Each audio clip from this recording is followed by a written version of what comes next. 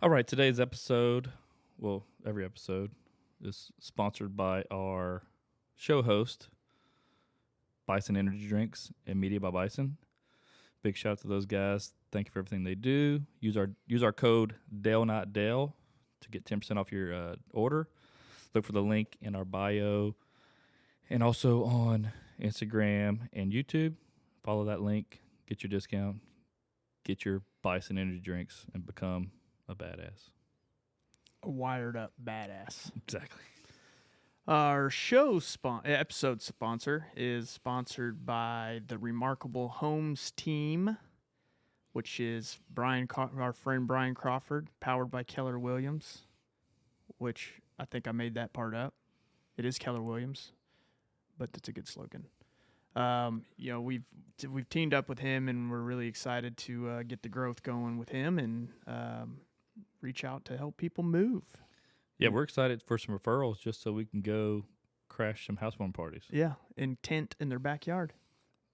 And so Brian and his team will help you with anything across the United States. Buying a new home, he can help. And if he helps you with our referral, it helps us. So help us. Help you? Help us help you.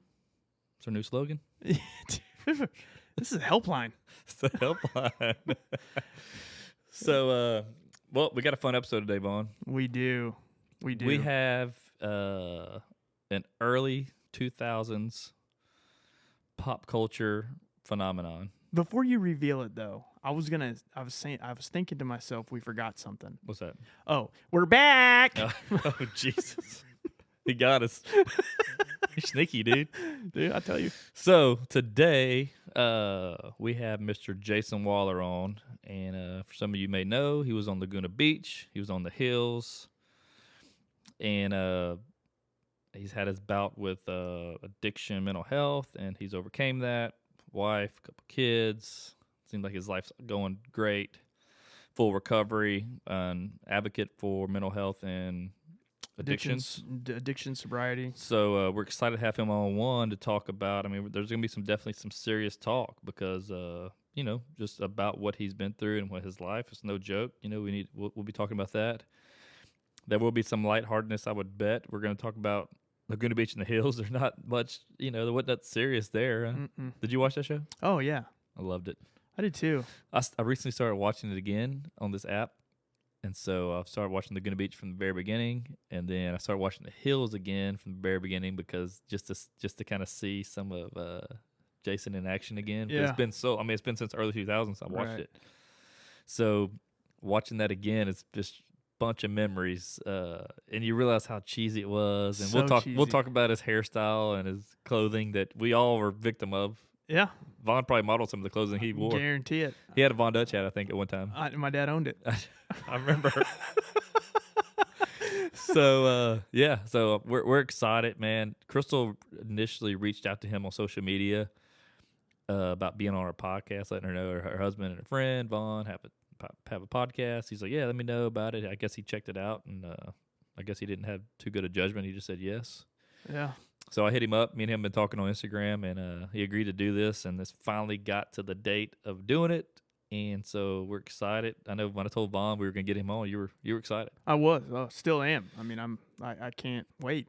Yep. So it's pretty cool. So we're going to find out about his life now, what he's doing, where he's living. Just try to find out everything about him and try to see, dive into the crazy life he's had. And, somebody listen and may be able to help, or, there may be things that he's doing or talking about that can touch somebody. I don't know, Yeah. So we're going to dive into this. You have anything else you want to say? No, I think that's it. I'm excited about the episode. Can't wait. This Yep. is one of those things that, you watched as a child or younger, and I always thought it was make believe. Well, But he's real. he's real, Yeah. but the show is probably a lot of made of. Probably. I've been listening to the podcast that Kristen and Steven have, the Back to the Beach, and they watch all the episodes of Laguna Beach, and they talk about each episode. Yeah. And they really talk about how made up the show is, and they're putting but what do you expect? They're a bunch of teenagers Right. with I don't know. I couldn't imagine. I wish they came to my high school. I would have loved it. Dude, every bit of it. Every bit of it. So, me and Vaughn are trying to get a reality show ourselves. So. To be quite honest, that's what we're trying to do. We'll be high schoolers, like 21 Jump Street. We'll go back. Oh, absolutely. I think that'd be perfect. And I could fit right in. We could both fit right in. Dude, I know all the sayings. The maturity level hadn't gone anywhere from I can say bussin'. Is that a thing? Yeah.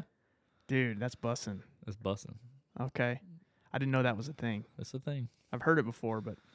Yeah, dude. That outfit there's drippy. Is it? Yeah. Are you capping? No cap. No cap.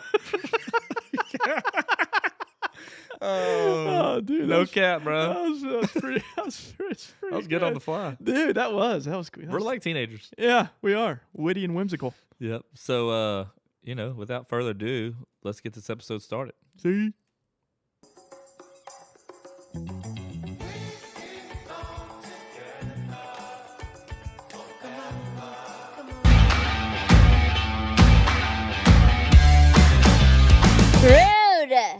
All right, what's up, dude?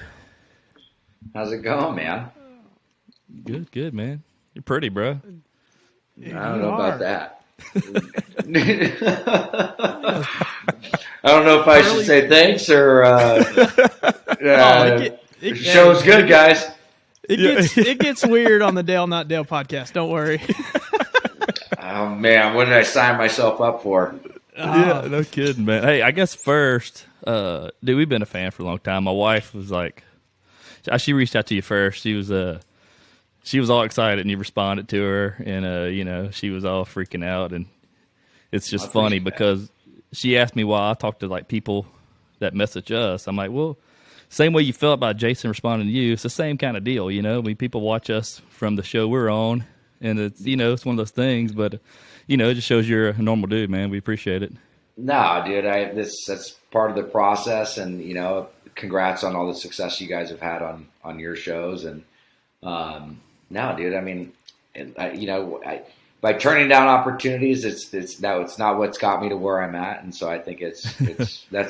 I don't think I'm anything special, and I'm grateful for the opportunity to be here.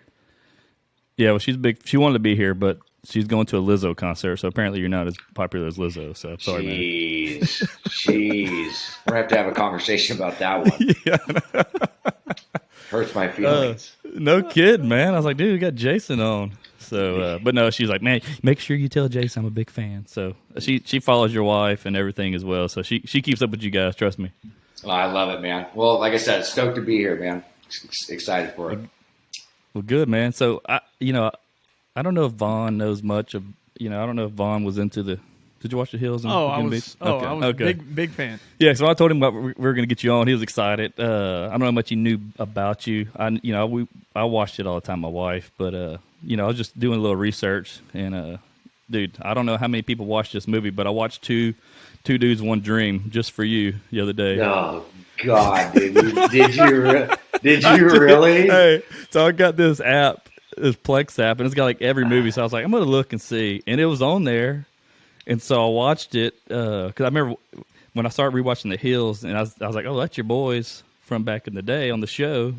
Yeah, Jordan and Brian, and then I seen your acting debut as the guy looking at the portfolio of the guy that was trying to be an actor or model.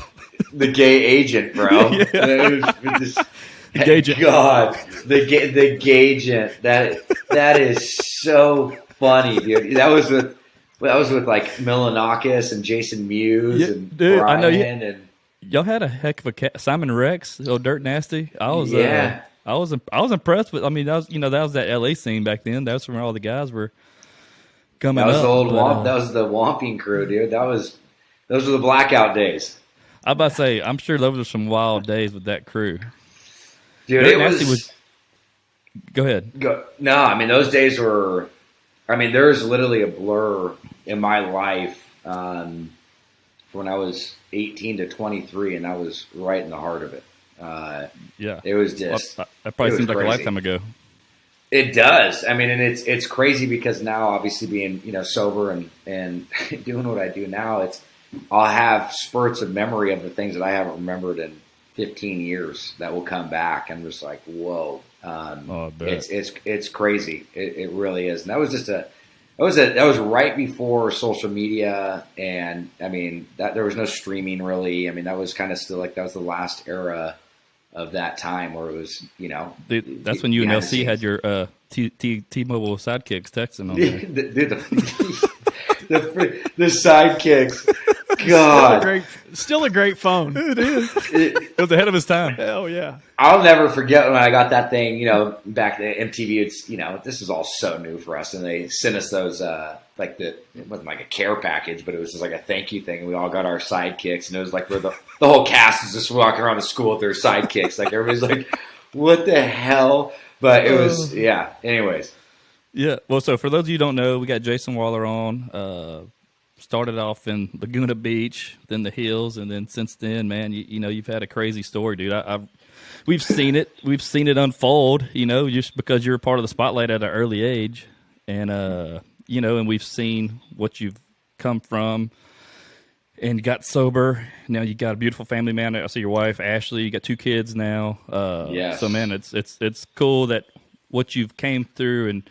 I guess what you rose from because, dude, I'm sure that LA scene was tough to get out of. No, it really was, but it's crazy looking back. I mean, yeah, from the ages of 18 to 23, I went to 12 different treatment centers, from Florida to Hawaii, every state and in between. I got arrested a bunch of times, and it was a very deep, dark place, and it didn't help, going through a very public battle with addiction. That didn't help the situation. But I'm grateful for what I went through, and honestly, there's a lot of things I wish I didn't do, but it landed me in a spot that I am today because it's allotted me the opportunity to show that you can come out on the other end. And, this day and age, the number one cause of death for 50-year-old individuals and younger in America is substance abuse. I mean, you look at suicide, you look at all these different things, and it's something that needs to be talked about. And especially since there is a way out today. And so again, as by the grace of God and being able to utilize the platform that's been given to me, it's come full circle. Well, I bet that in the fentanyl stuff they talk about, I mean, it seems like it's crazy nowadays, man. Like, it was not like when we grew up. Not saying it was good. We did a lot of dumb stuff. Trust me, we did too. We weren't in the spotlight then, so it makes a big difference, Well, back then when we were experimenting, we weren't worried about taking one thing and then being dead, 10 minutes later. And it's like prior to, just to give you a little insight, just prior to the pandemic, the statistic was somebody was dying every 11 minutes from an opiate overdose. And then current to date, it's every 90 seconds. And so it's sad, man. It's scary, and it's not even an epidemic anymore, dude. It's like we're dealing with like a massacre. When you look at how many people are dying from this stuff, it's brutal. It's brutal, and it's scary. It's sad. I mean, we have kids, so I mean, it's also looking at what this environment's going to be like now, and even just the years ahead. The average age of first time use is 11 years old. And that's the average age. That's not, it's nuts. That's just crazy. I've got a 12-year-old daughter. He's got your boy's 11, right? 11, about to be 12. He's got an 11-year-old boy, and I got about to be 10-year-old son. So, dude, that's like right there. And I know how young I was doing things. I had a brother 7 years older than me. And so I experienced and did things a lot earlier than what I should have. Right. And it's, even nowadays, everything's so accessible.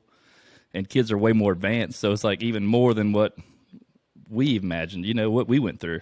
Well, yeah, I mean, even marijuana, right? Like when smoking it 15, 20 years ago, I mean, the THC content was, 5-7% at max probably. And in this day and age, I mean, the potency of the THC is so high that your body cannot metabolize it or synthesize it. And that's why you get these kids now. We're literally seeing them go into epilepsy from THC and do psychosis. And it's where people think it's this harmless drug, where it's not anymore. You know what I mean? And how people are consuming it, it's causing all sorts of effects. And again, I'm not this straight edge person. Like my wife's a normie. She drinks, she enjoys herself. It's just, but it's more of it's being aware of what we're really facing today, because it's not what it was when we were growing up. And unfortunately, a lot of parents just aren't privy and understand that, because they're still stuck in those, the old ways of what they think that we were having.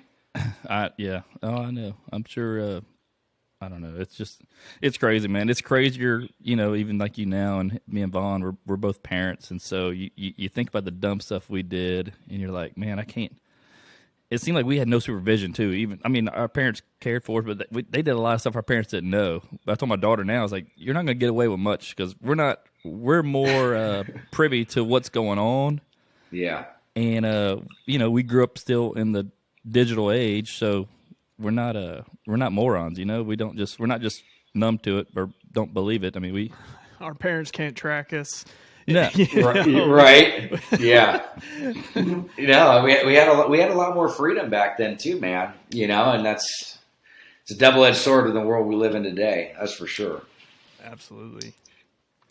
So one of the things, and we're gonna hop kind of back on the subject later on, but one of the things that I was looking at is, so you had a podcast of your own, Let the Journey Begin, with Hillary Roberts. So how did that come about? Where did that go? So basically the Red Songbird Foundation, which is a 501c3, which the primary purpose was to create the most safe and trusted environment for people to come when they're struggling with substance abuse and or mental health. That is still around, that is still in motion. But we did, I want to say almost 2 years of podcasting and doing that. Oh, wow. And it was great. It was fun. We enjoyed the process, but unfortunately just got pulled in too many different directions. And that was really just more of an outlet for people to kind of come and be able to hear relatable stories that they could connect with, really identifying and hearing the backstory of people.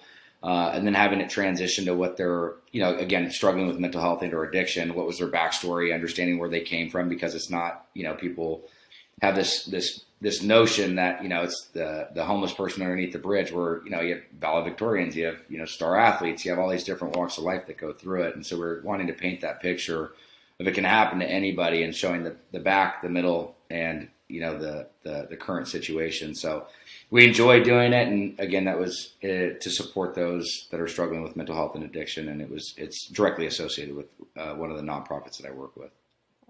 Awesome. Good deal. Yeah. That was just one of the things that was brought up. I thought, and we're going to get into it again to, like I said, about kind of journey that I'm on and kind of comparing it, open. We're going to open forum that one, and we'll get to that later on here in the podcast. Yeah, so that sure. Red Songbird Foundation, I did a little research on it. That's something that I know you're heavily involved in. Is that still something you're doing? You're still doing quite a bit. I know you raised a lot of money recently that I've seen, and so it seems like you're head in. I'm sure that's probably a big help for your sobriety as well. I guess keeping you busy and working towards helping others, right? That's being of service, and that foundation since 2019 has given over $2 million in treatment scholarships for people that don't have the means to get the help that they need. And so the primary function of that, like I said, is the education, prevention, town halls, lunch and learn seminars, and then scholarships. And so, it's like I went through all the places that I did, and I was fortunate to have the resources and the backing from the family and different things to get help. And there's a lot of people out there that don't have that, let alone even just being able to get into any type of facility. And so it's just a big missing gap to try to help those that are suffering. Yeah, the thing is, you either have somebody directly related in your family or a family member or a friend that goes through that. I have a family member couple that's they're still going through this, and they're mid 40s, and it's tough, because you see this in front of you. I saw it at a young age to where I was like, okay, luckily for me, I was like, okay, I'm not going to do that. And I was able to point that out early and like, okay, I know what I don't want to do. And, for some others, they follow that instead of doing that. Luckily I chose the other path, but, I don't know what you would say to people that are still struggling with that. What steps to take, or what would be the best advice, being that, you came from that, what would you recommend? Yeah, no, that's, I appreciate you sharing that. And again, as I think this affects all people, right? Half my family struggles with mental health and or addiction. And, you know, what I say is people are not alone, you know, in this process, and there is help, you know, and honestly, you don't have to ever feel like this again by picking up that phone and taking guidance and direction and surrendering, right? I mean, the biggest thing for me in my sobriety that actually got me into recovery was being open and honest, fully surrendering, you know, admitting that I was powerless over this, and being in a place of willingness to take direction, because the best of my decision making wasn't working anymore. And I got sick and tired of being sick and tired. And but there is a way out, you know, there is a way out. And people, especially when you're active in addiction, it's very hard to see, you know, to see on the other side, to see that there's light at the end of the tunnel. But there is. And so again, is you're not alone, and reach out. That's like the two first things I would recommend. Yeah, one of the coolest things I've seen or you hear about is, you know, kids these days, you know, Dare. We had Dare when we were a kid, but nobody took Dare. I mean, Dare wasn't one of those things where you're like, oh, man. But now it's actually, kids are taking more of a stance. It's cool to be sober. It's cool to not be drinking and having sex at early age. And so it's cool to see that the kids are doing that. There's a lot more, like in my area, there's we go to church on Sundays, and there's a big explosion of like the youth groups there and things like that, you know. So it seems like things are a lot different from when we were younger, because that wasn't the cool thing to do. Right. Now that kind of is. Yeah. I mean, thankfully, hopefully, like, you know, you want your kids to be a part of that instead of the other side of it. So I think it's just, there's a lot of it that's changed, which is for the better. Yeah, no, there is for sure. And I think it's, again, just coming down to the education around it. I mean, if, you know, I'd be curious to hear if you guys have ever heard of this, but, you know, if you don't drink or use by the age of 21, you have a 90% chance of never struggling with addiction. And it's like, I'd be curious if you guys have heard of that. But I mean, it's like, just as parents, right? You know, and it's like, everybody should know that. I mean, especially if we're pre-genetically disposed, my kids have a 50% chance of having addiction just based on a genealogy, you know, and I mean, they're pre-genetically disposed to this. And so, yeah, growing up, I was like, I'm going to be the fun dad. Everything's going to be cool. That whole perspective has changed. And yeah, in my power. And again, it's everybody's different with this. It's a very touchy subject of how you're going to approach your kids, and, you know, when's the right time to bring it up, to have conversation around this. But I can tell you, I'm going to be a lot more transparent, open, and honest, and have a lot more stringent boundaries on, you know, using just for their own development. And for, again, it's not the same when we were younger. They could take something today and not be here tomorrow. Well, things were way more taboo when we were younger. Our parents didn't want to talk about this stuff, nor did they know how to talk about this stuff with us. I think that's a big part of it. We didn't have the knowledge or the education, dude. We didn't have that. Yeah. Right. And it wasn't an epidemic, or like you're saying, it wasn't a big problem. It was probably in other areas of the country, but not in your little bubble. You know, it didn't affect your parents or them directly, so they didn't know. But now it's in your backyard. You know, somebody's got that issues or drugs. Well, I think even the more that you can just identify it, though, right? Is like back then, it's like, if you had, you know, alcoholism, or you struggled with something, it was looked at as, you know, you're weak, or and it's just the way that it was approached and looked at. And also people, you know, the baby boomer demographic, our parents, people that were older, it's kind of like you had to work to survive, and they kind of just went through the motions of it, and it was, you know, bury your feelings and just that it is what it is. And I think there was a lot of people that were suffering in silence for a long, long time. And I think, again, today, you know, you can even there's a lot more knowledge and information out there to even just identify if you struggle with alcoholism, right? I mean, they didn't have that 25 years ago, you know, so versus today, where you can literally just answer a few questions and be like, okay, I probably need to look at that. Yeah. So we actually, ironic that you're on this episode. Last episode, we had actually it was 2 episodes ago, we had a kind of a deal. And just to give you kind of backstory for myself, I'm going on 3 years of no alcohol.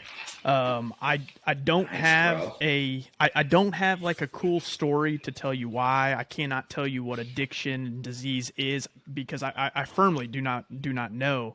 But, you know, one of the things that I've noticed within myself is, you know, and we spoke about this earlier, you know, alcoholism comes, as you said, for the most part before you're 21. So you have, you know, your child, you're growing up, you're learning, and then you get to a point where alcohol becomes fun, right? and then you develop their lifestyle around fun. So alcoholism, what I would say is does not happen overnight. It is something that kind of just evolves itself, and then you become stuck. And then you don't know the sobriety part because it's been so long since you're not sober. I mean, it's like it's Right. a double-edged sword, I feel, for everybody. Is kind of knowing where, what stage are you in? When do I stop? Because drinking is fun. But ultimately, for me, I can tell you now, I can look back and I can say, these are all the things that I missed that is going to impact me and I'm going to remember for the rest of my life. And I can also not remember the things that were fun. I mean, they're very few far in between. You just kind of see an evolution of somebody in their brain. I mean, it's unreal. I would never go back to drinking. I mean, it's crazy. Well, you bring it up. I mean, like I always say, a part of my story is drinking and using was fun. It became a lifestyle, and then it became a way of survival. And I couldn't function without it. And so, I mean, you hit the nail on the head. But I even to broaden the scope of this is not even like, hey, are you an alcoholic or are you an addict? It's, hey, is this whatever it is, drugs, alcohol, sex, work, anything, is what you're doing and the sacrifices that you're making, is this adding or subtracting from the life that you have to live? And so and you can be honest with yourself from that. Like, I mean, it doesn't take, if you really just kind of break it down and just like, if you're questioning like, man, I wish I didn't do that. I feel like what happened last night, all these different things that are going, it's like, it doesn't take a ton of knowledge to know if you just say, man, is this adding to my life or is it taking away? And that comes to me now outside of alcohol. It comes with relationships. It comes with work. It comes with, just who I surround myself with. Are these people adding or subtracting from what I'm wanting my life to look like? And that's, I think it's even just normalizing it now. And that's just the work that I've done in my life. I've taken a lot of the core principles of how I've sustained sobriety and live a life in recovery to attribute that to just my daily living. Yeah. It's just a better way of life. Yeah. Well, like I say, for me, we talked about this too, but I didn't see it growing up. My mom never drank. My dad, I've rarely seen my dad. Like I said, he'd have a 6-pack of beer last a year in his house. I mean, so I didn't experience that. I didn't drink really in high school. I didn't care to. I had just as much fun. I was always the fun guy, but I didn't have to drink to have fun. And so, luckily for me, that worked. I had a brother, like I said, I have a brother that went the other way, and we came from the same family. So, from a part of that also goes with, the crews you run with. There's a lot of things, and you get introduced to the wrong thing at the right time. It can change the course of your life, Well, and that's like going back to the original question that you were saying about like of the impact and how it draws out over the course of time is you can have that pre-genetic disposition. You can have environmental things. You can have traumas. You can have different things that can correlate and create, the addiction. And I look back over the course of my life, I can see that I struggled with alcoholism way before I ever picked up a drink or a drug now. And, at 12, 13 years old, having severe OCD and, obsessive compulsive to the point where I'd wash my hands till they'd bleed. And, at 13 years old, I'd have to have my hands in neoprene gloves with Neosporin because they were cracking. And then I'd go back into school and pretend I was, was Mr. Cool and everything was good. And, but I was living this double life at 12 or 13. How do you process that? My parents, I was seeing psychologists, I was seeing therapists. I didn't know how to even just then, I didn't know how to voice that. I didn't know how to explain what the hell I was experiencing. And so that then led into other things, which was depression, anxiety. And so like 14 or 15, I find alcohol and I'm like, oh shit, here's the golden pill. This is what I've needed the whole time. It takes away all those feelings. I don't have insecurities anymore. And then it came an identity for me. Yeah. And that was kind of something we touched upon last couple episodes ago too, is, what I noticed for people who are alcoholics who are literally in the wanting to get better realm is that most of them, and I'm not saying all, but most of them have anxiety issues. And, a lot of people have talked to me about, hey, how do you stop? How do you do this? How do you do that? And one of the things I try to explain to them is I have generalized anxiety disorder. I've had it my whole life. I've always been amped up. In alcohol, the reason why it worked for me is because it worked better than anything else until it didn't. And that is what people, Yep. it's hard for people to understand that there is no pill, there is no, there is no quick fix. You basically have to say, this is it. I have to move on with my life, do something different, and get away from the fact, knowing that when I have an anxiety attack, if I get drunk, I'm not going to be anxious, because it doesn't happen like that sober. You got to learn how to live a lifestyle that way. And that's it's so true. It's so true. I mean, you bring up a lot of valid points, but it also can be very complex. And again, I'd be curious. I mean, let me ask you a question. Did one day you just said, I'm done? I did. Yep. One day in the middle of having a panic attack. And that's amazing. And then, again, that's I don't happen like that with a lot of people. It's 1 in a million. It's 1 in a million. Doesn't happen for almost anybody. Right. I mean, again, it does. Obviously, you're that part, but I'd say for the large majority, it is such a multifaceted and such a cunning, baffling, and powerful disease. Like for me, when I'm in active addiction, the only way I'm stopping is if you threaten me with an intervention of certain things that are going to be taken and or lost. I'm either incarcerated or I'm in the hospital. Yeah. And so I'd be sitting there towards the end where I'm drinking, literally having tears run down my eyes saying, I don't want to be doing this anymore. And to an average person, they'd say, well, fucking just stop, put it down. And it's you don't understand. It's a survival gene. And the way I explain this to people is when I'm in active addiction to give people a better understanding is because, look, addiction doesn't dictate who I am, but it also doesn't justify my actions. But when I'm in that state, it's like a survival gene. And the way for somebody that does not struggle with alcoholism or addiction, think of when you are working out, I always like to go back when you're a kid and you're on the soccer field and you're running so hard back and forth, and you're dying for thirst. You don't want to hear anything from anybody. All you can care for is either getting that drink of water or that orange in your mouth. And that's just like where your thought process is. That's what it is towards your drink or your drug.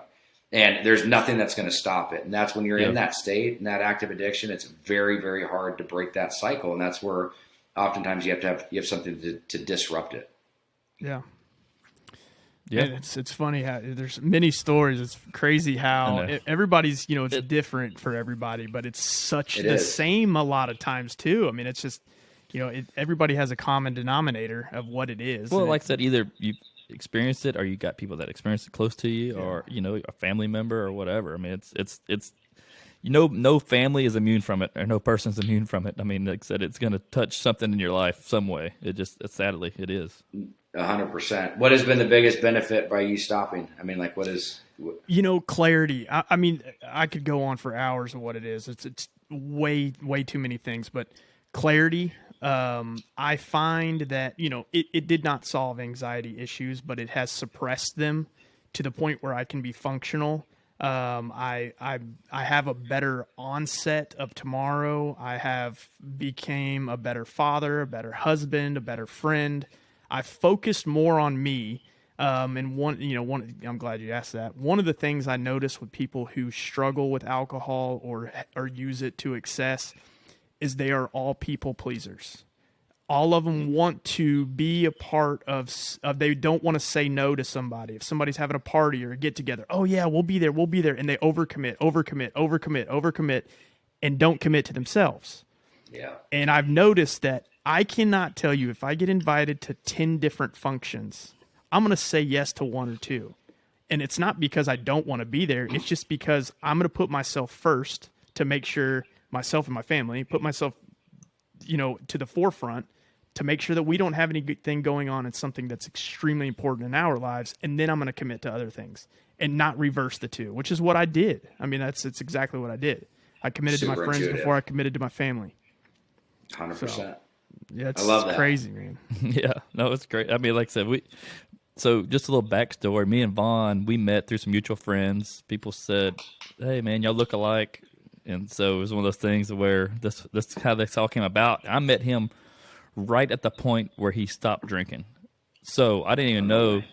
I didn't know drunk Vaughn, or not say drunk Vaughn. I didn't know the Vaughn that I didn't know the Vaughn that I was a riot. I didn't know the Vaughn that drank, and for me, like, I like to have a good time. I'll have drinks here and there, but I got a question here. I'll lead into that. I mean, but for me, I work out, do CrossFit. I'm 39 years old, dude. I'm not getting any younger, so for me, like I had a nutritionist for a while, and like for me, drinking just to drink, I'm like, well, it leads to bad eating. It leads to a lot of things for me. That's more so what keeps me is more almost for health, vanity, body issue, things like that. That's what more drives me now as I've gotten older. And I could go without it. It doesn't matter. But I do like to have a good time every once in a while, Yeah. So I've seen your recent body transformation on IG. So like I said, what's been the biggest change from you? I know you said you dropped 20 pounds almost, huh? Yeah. It was one of those things where honestly, my wife was actually very motivating. She was waking up every day at 4:30 in the morning, literally, and going to a boot camp.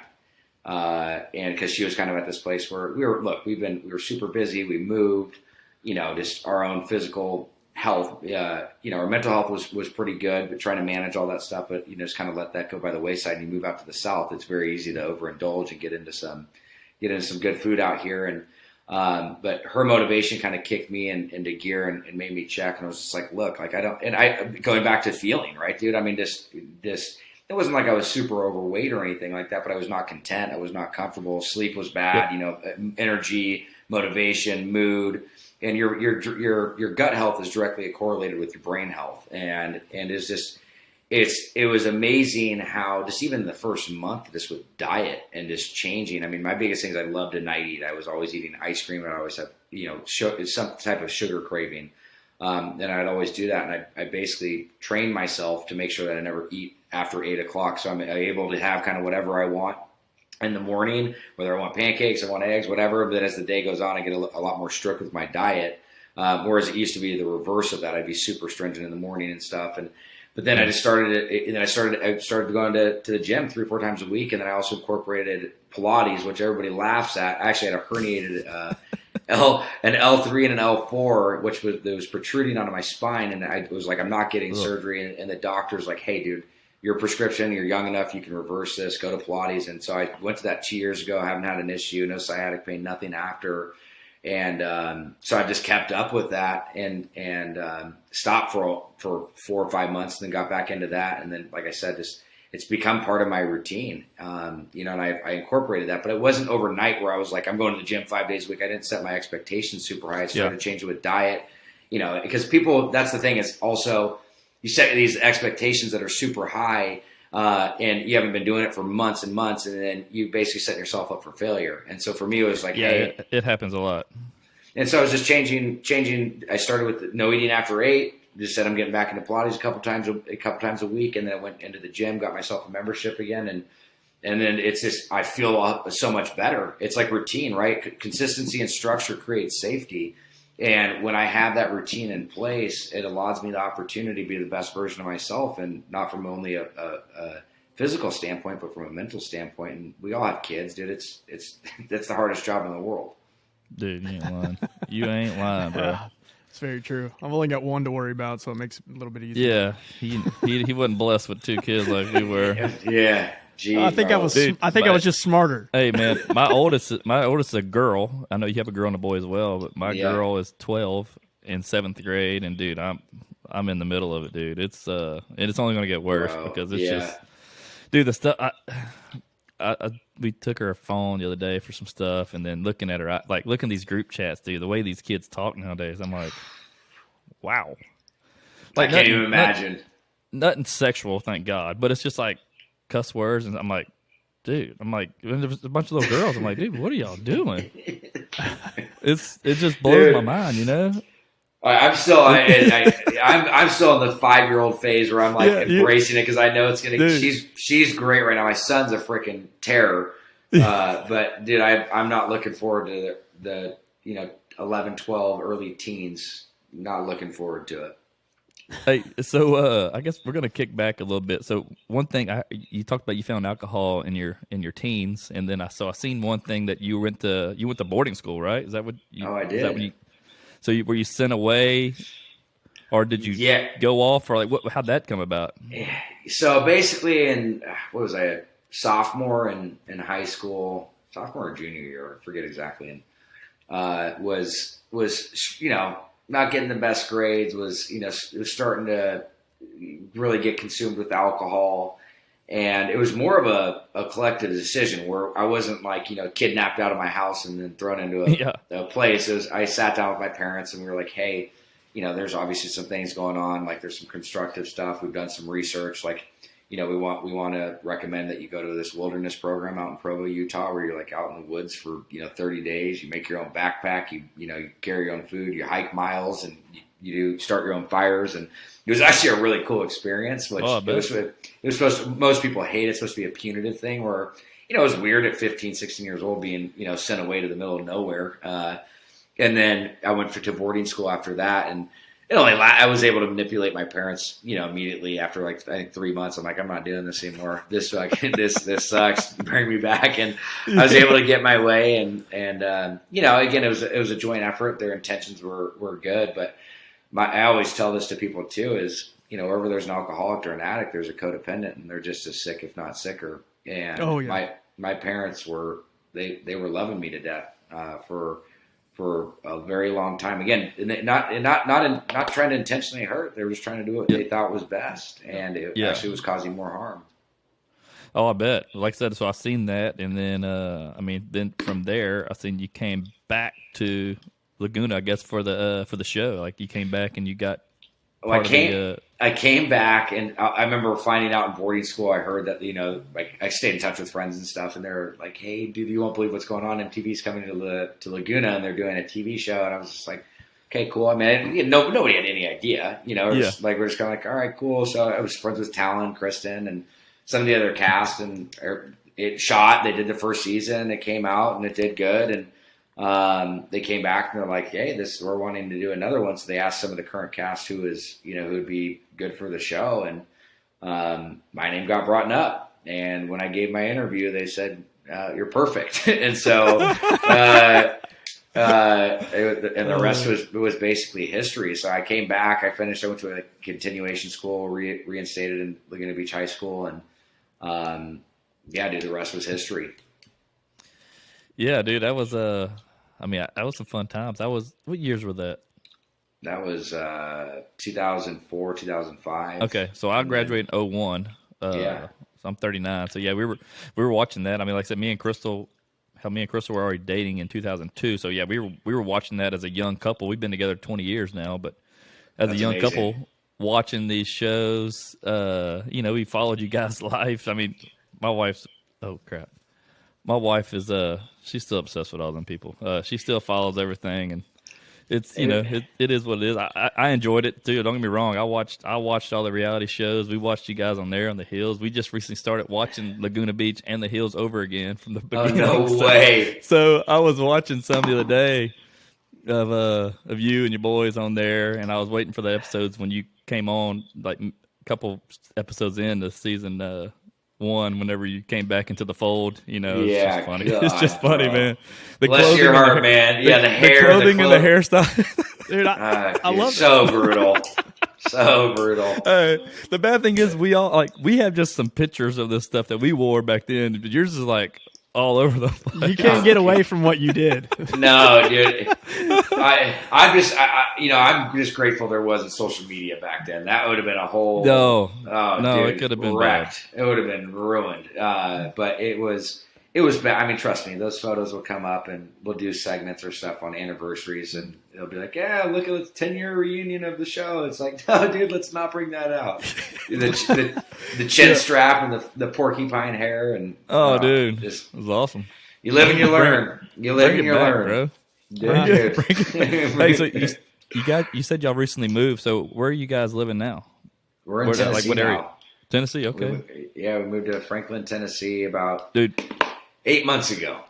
Franklin's awesome. Me and Crystal went there in 2018, and just hung out. We've seen Luke Combs at the Grand Ole Opry, and we stayed in Cool Springs, just outside, like not far from Franklin. But we went to Franklin a couple times. We actually ran into Jay Cutler at the Frothy Monkey. Oh, no way. No way. She took a picture with him. He's not the most personable guy, but I know how it is what it is. And so it was cool to meet him, but we went there because she wanted to go to Kristen Cavallari's Uncommon James. You know that is. Yeah, It's all no, dude, I but, get but it. Franklin was awesome. We ate there, like the Cork and the Cow or something, one of those restaurants there. Yep, yeah. We ate there one night. It was for our anniversary trip. We just went partied and ate and shopped, for 4 days. And but yeah, man, Nashville's. We're down in Texas by Houston, so we're Okay, just no south of way. Houston, Texas. Yeah, so we're central time zone as you guys, as you. So Okay. I'm a Louisiana boy. We've been in Texas for about 7 years, me and my wife. So, but yeah, man, it's been good. What initiated the move? So, my wife's my wife has a twin sister, and then the younger sister, she's the one that had the quintuplets that we have the show based around their family that had all the kids, the girls. And Yeah. so they were living here. Me and my two brother-in-laws, we worked together at the time, but I handled everything in Louisiana for our company, and then our company got bought out, and then the CEO wanted me to move to Texas, so which was perfect because that was like right around the time the Quints were born. We were starting a TV show already. Everything was kind of going, so we moved right over, and we've been coming here for 10 years prior. So it was like, man, we moved here. I already had a gym. I had friends. I had all kind of stuff established, whereas like it was such an easy move. No, that's amazing, dude. And then we've been plugged in, met a bunch of people. Like I said, me and Vaughn met about probably 3 years ago. And like I said, man, it's been good, dude. Like I said, we're a bunch of families that have kids around the same age, so we just all hang out and do dinner together and cook out and just hang out, man. It's been good. That's what it's all about, man. That's what it's all about. How'd you and Vaughn meet? Man, it's a long, short story. So they had moved into to their neighborhood, and a friend of mine who became their neighbors kind of started hanging out. And I at the time, the Outdaughtered show was on. Well, I didn't really watch it because I'm not a big TV guy. I never have been. And they're like, man, you got to meet Dale. This guy, y'all are like exactly alike. Well, I've been told that. I've been told that my whole life, like I'm like somebody. I got to meet them, and really, you just it doesn't correlate to me.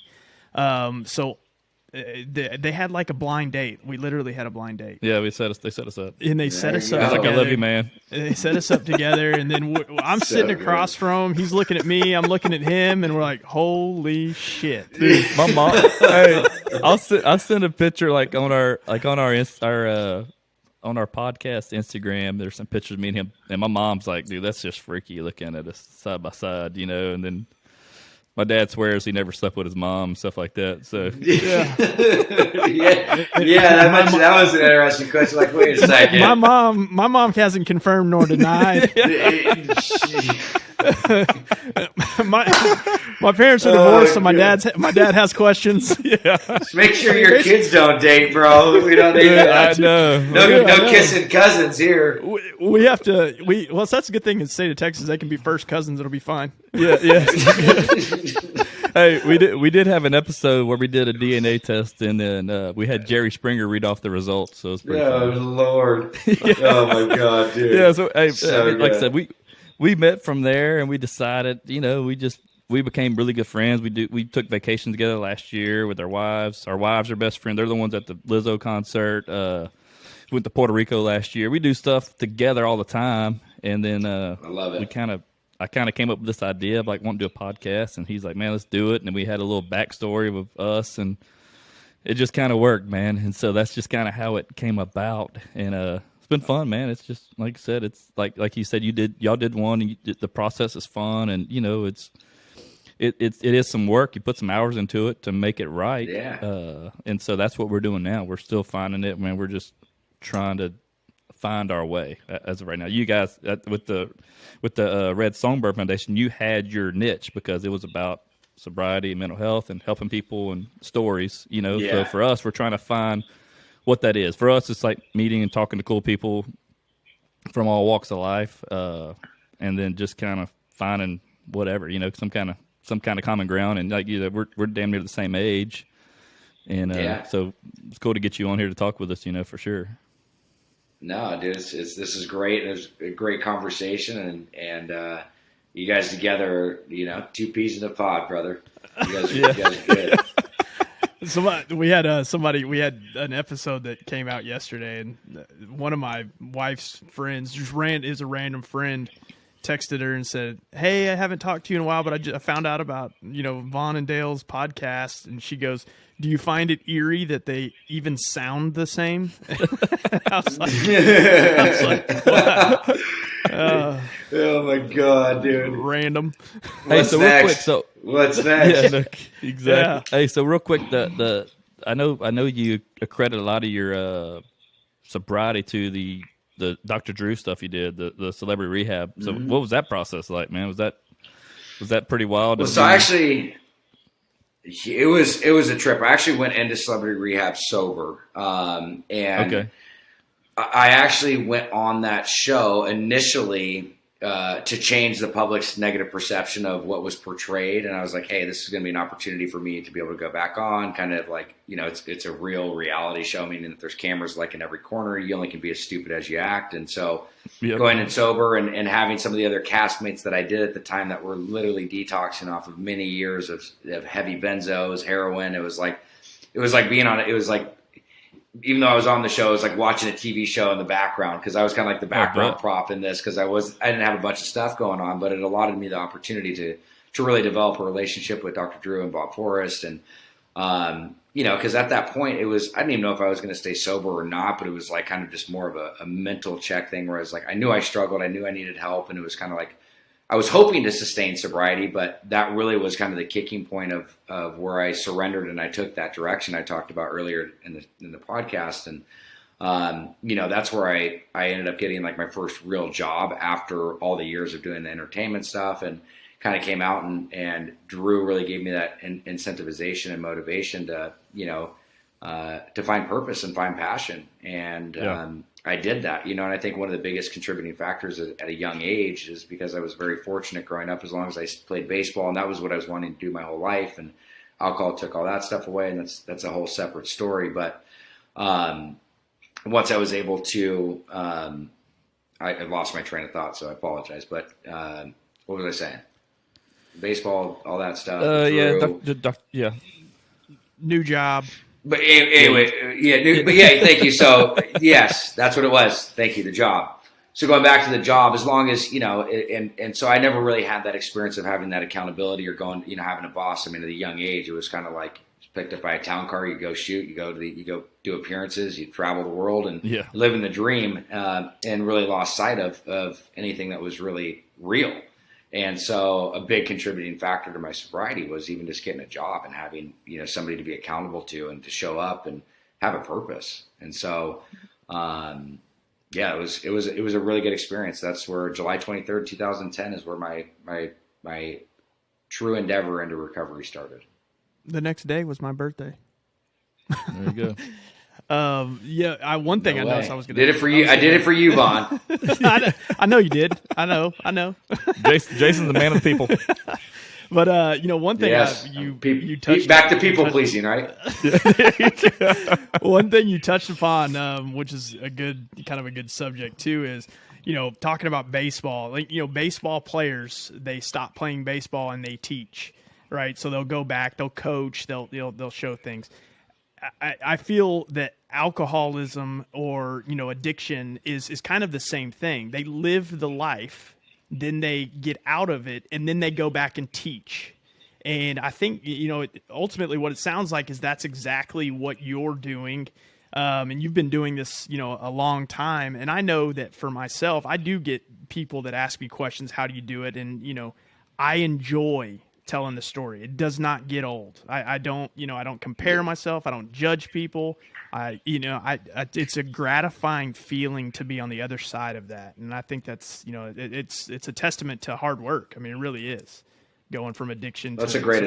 And that's a great analogy though, utilizing that from that baseball component. Cause this is the last thing in the world I ever thought I'd be doing. You asked me coming out of high school, it was like, I didn't think I was going to be an advocate for substance abuse. It was like, that was my identity. I mean, Grey Goose was my best friend, I wasn't going to go any other which way, but it is a very freeing thing, man, not to be in bondage of a mood altering substance is, it's a good place to be. Yeah, I can imagine. It's like I said, man, I thank God I haven't had to go through that. But, it's cool hearing y'all stories because, like I said, I've seen it, been through it very close.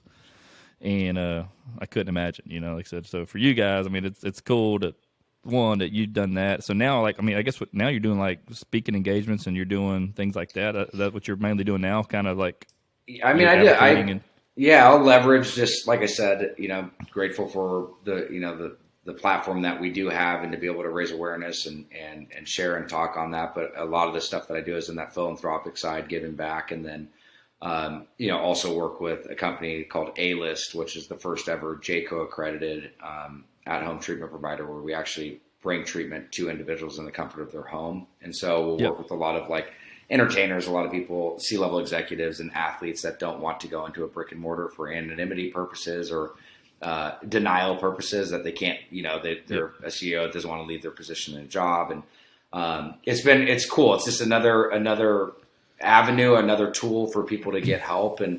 But yeah, I mean, my whole life is immersed in the recovery place and then in mental health. And that's kind of my big, it's my passion. Well, I've seen you sharing that. So the A-List is like I guess when I read, it's like a concierge service for rehab. I mean, I guess it's like I said, you go to them. I guess it's more discreet than them checking into a Cedars-Sinai, whatever. I know you hear about those all the time. Yeah.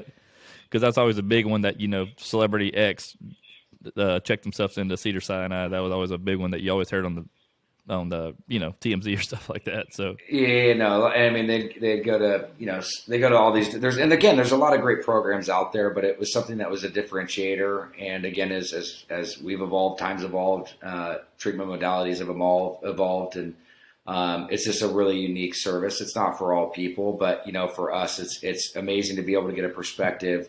What you can't get in a brick and mortar is the full dynamic of the dichotomy within the household, the family relationship, the kids, whether community, it's the wife, the son.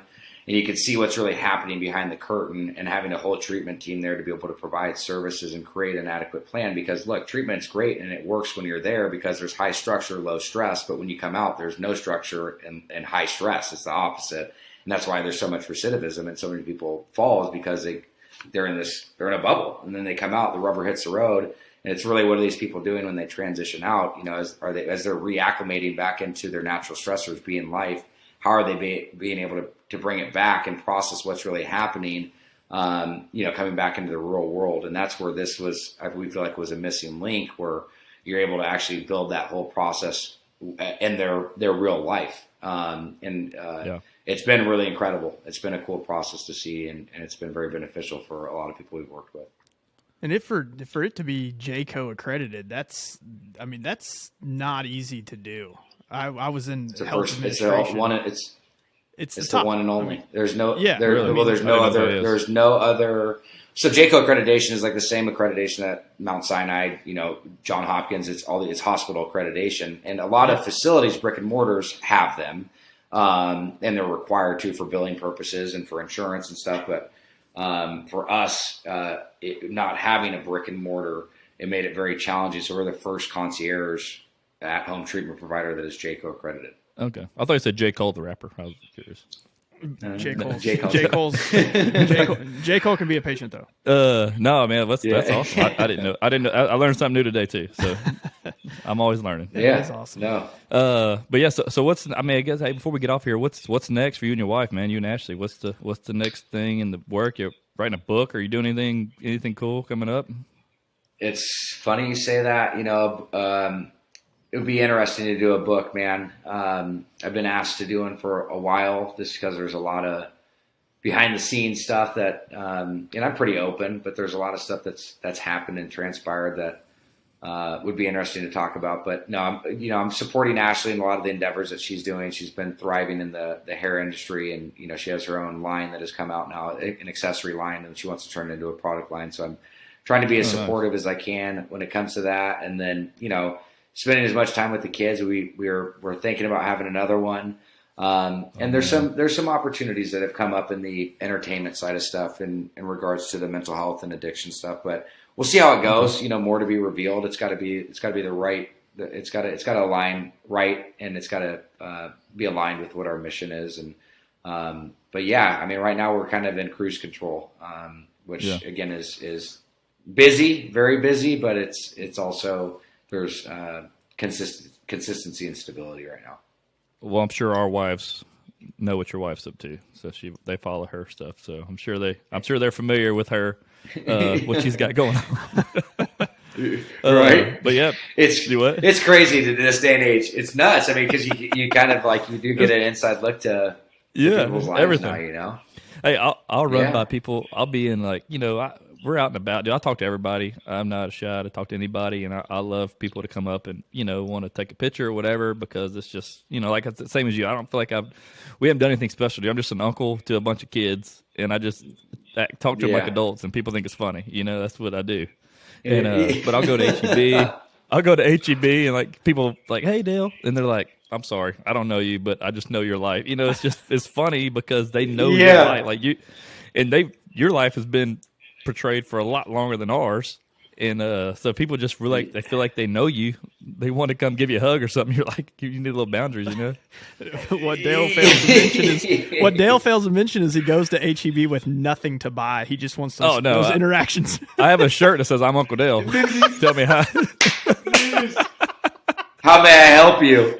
Dude, do you know who I am? Oh yeah, so good. Hey, dude. The first thing you got to do, Jason, is love yourself, and I love myself. So that is very true, bro. Get down to HB. HB. What is H? What? HEB. HEB. Yeah, it's a grocery store. HEB. Go to HEB after this, and go get yourself some love after this, my friend. Dude, hey, absolutely, I love it, man. It's good for my ego, man. I enjoy it.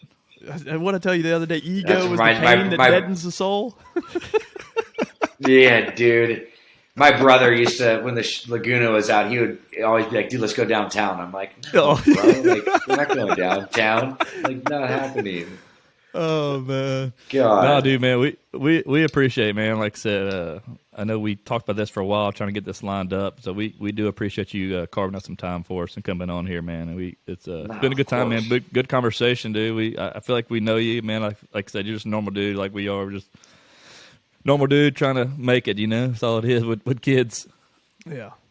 Yeah, bro. No, this was great. It was nice meeting both of you. We'll be in touch for sure, and let me know when this thing comes out. And let's this will be out in a couple weeks. I'll shoot you a text. I'll message you on here. I got one last thing to ask you. You knew you weren't gonna get away with this. I knew this was coming. Celebrity rap superstar. Dude, I watched that. All right, see you guys. I'm just kidding. Dude, hey, I remember that. Bro. I remember that, and I was like, man, what was he on? And so I Googled it, and then only video you can find is a very shot-out video. Somebody shot on a razor. I guess that's how long ago it was. But, dude, I could hear you still rapping Chameleon there. Hey, we're in Houston, so Chameleon Air's a Houston guy. So maybe they can sign you to Switch a House. Dude, I remember. God, dude, that was the peak of the addiction, bro. After having to sit there, that was where you drink yourself to death, dude. Yeah. Oh, I don't even, dude. That was my last question. I wrote down. Warren G and Too Short. Yeah, the Warren G, Too Short, like Method Man. It was like with all the people that you growing up with, and then you go and do this. I don't know what I was thinking. You couldn't. The bad thing was that video on YouTube. It was so grainy and like shot bad. But one thing you could see was you stand up there making noise. I guess I was rapping, and then one of the judges, I couldn't tell, just had their head in their hand, shaking their head. That's the only thing you could see. Oh, that was Run DMC, bro. He was like, "What are you doing?" I'm like, "Bro, I'm freaking. I wish I could tell you. It was brutal. Yeah, it was fun though. I had to ask about that, so that's. I thought that would be funny. No, it was. It was cool to do. It was cool to work with Kevin Hart and some of the other people that were on there. Kidding. It was, that was what a trip. I mean, all different types of experiences over the years, man. It's been a wild ride. Yeah, I think we need to go back on a debut and see if you go back to it. Dude, yeah, I'm gonna close the show out with the Chameleon song. You're gonna freestyle it, dude. I'll be seeing you down at HEB, bro. I'll be putting the tent up there. We're going right after this. I need to get some hugs. Yeah, exactly. After that one, I do too. I'm gonna go on Instagram Live. Oh man, that's hilarious, man. So, but yeah, hey Jason, man, great meeting you, dude. We appreciate it. Your story is a cool story, man. It's more one of those things. We're not the first to talk to you at all, but I hope we had some good conversation with you. I know we did on our end. We appreciate you, and it was fun, man. Yeah, No, and 100%. I would for sure say, if there's ever any conventions or anything, we would love to support you and go and be a part of that as well. Like I said, I thoroughly enjoy the what you're doing for the community, for the people, just saying it real, and it's something that I think is never going to stop. So I appreciate it. Yeah, if you guys ever come down to Texas, man, hit us. If you ever come down to Texas, y'all hit us up, and we'll do the same. We come to Nashville. I know my wife's been wanting to make another trip back to Nashville, so if we do, I'll hit you up. But yeah, man, if y'all make it this way, let us know. No, for sure. We'll stay in touch, and I appreciate that. And yeah, dude, there's definitely be some things up ahead that we can do together for sure. Awesome. Yep. Cool. Well, Jason, I appreciate it, man. Thanks for joining the Dale Not Dale podcast, dude. Have a good evening, man. Take care, you guys. Take care. Thanks, man. See ya.